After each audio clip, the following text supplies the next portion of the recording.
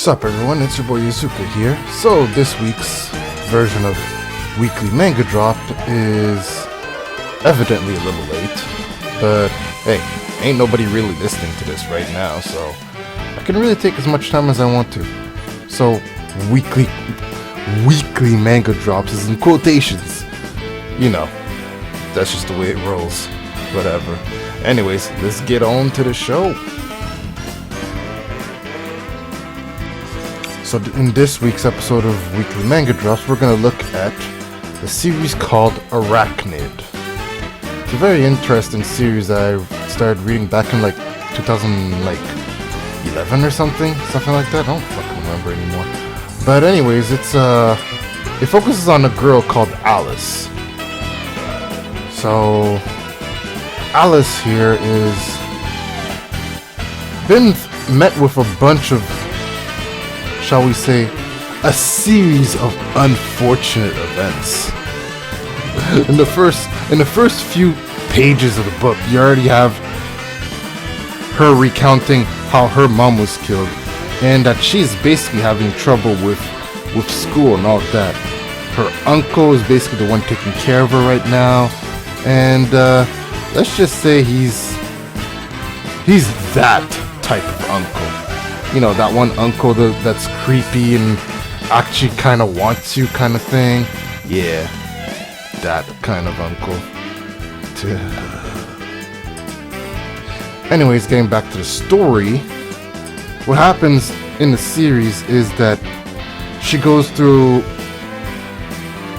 her uncle gets, well, killed the very few next minutes after she finally snaps out of a condition that can only be explained as a mental disorder that is carried over genetically.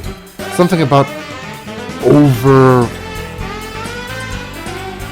extrasensory cognitive something or other, I don't know. Basically, she really concentrates on shit whenever she's, well, reading something, watching something. She will excessively concentrate on something even when she doesn't really mean to. And that just means that everything else around her is just completely cut off. There's like no background noise, so to speak, kind of thing. But this helps her in certain situations, obviously. Anyways, enough of the psychological babble. Let's just get more along with the story. So what happens is she meets the person who ends up killing her uncle just a few minutes after her uncle basically tries to rape her. And and then obviously, as the killer noticed her, you would obviously think, okay, I have to eliminate her as well, right? So he does just that and goes to eliminate her, only to have her flick into this excessive concentration mode at the and basically jump at the killer and fucking tear a piece out of his fucking neck. Ooh, dude, that was badass though. She just jumped up and just avoided that knife he threw and just like bit right into his fucking carotid artery and just yanked out a piece of flesh right off his throat. That was savage. But anyways, what happens is, after seeing this, the guy basically takes her under her wing and trains her to become the next assassin, under the guise of wanting to kill the boss. So a few weeks pass, and after a somewhat grueling training, she becomes very proficient at using this string-like weapon that's attached to a trigger. Sounds very weird, but you see, the whole series is back. So you basically learn how to use this thread like a spider would, always setting traps. You have to basically think ahead of the enemy, and it's like watching all those plans unravel and come together is what's the most interesting part of the entire series. you seeing all these unique ways that there are to kill certain individuals using techniques from spiders all across the world. Now you already know there's like over 300 types of spiders all up in the world. And before reading the series, I was actually a little more squeamish about spiders, but as I kept reading this series, I don't know, I kind of like opened up to spiders. Like, you won't see me try to touch a spider, that's a different story there, but like I can more tolerate them more easily. Like, I'll see a spider in the corner of the room and I'll be like, oh, that's a little spider. Sometimes I actually give them names.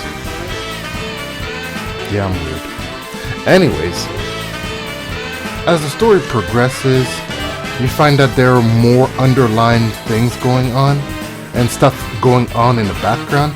They even allude to another series called Caterpillar, that kind of runs in parallel with Arachnid. It's basically a girl who has the resilience of a caterpillar. Apparently caterpillars have a very resilient body. Oh, when you think about it, they can survive winter and all that shit. They can survive cold, extreme temperatures, like hot temperatures, cold temperatures. Their bodies really are some of the strongest around. Even though they can be eaten easily by birds. But then again, some caterpillars are poisonous. Huh. That brings up a lot of questions. Anyways, I'm getting sidetracked again. That's the problem with having ADD. Yeah, sidetracked pretty easily. Anyways, as this book isn't really available in stores or anything, or at least not in English anyways. As far as I can tell, because I haven't seen any available at all. Keep looking for it every few months. Still can't find it. Feels bad, man. Anyways, this is a good book to read if you got some downtime.